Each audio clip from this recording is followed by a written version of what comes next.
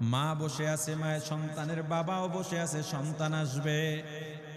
রাত্র 2টা 3টা হয়ে গেছে, সাহারির সময় হয়ে গেছে, সন্তানের খবর নাই।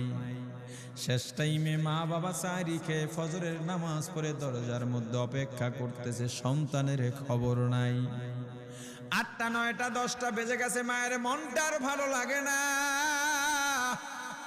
স্বামীকে ডেকে বলে, স্বামীরে আমার সন্তান কই, আমার মনটা ভালো লাগে না, একটা ফোন লাগাও। স্বামী ডাক দিয়া বলে, চিন্তা করো না, ঈদের সময় যানজট থাকতে পারে, চলে আসবে।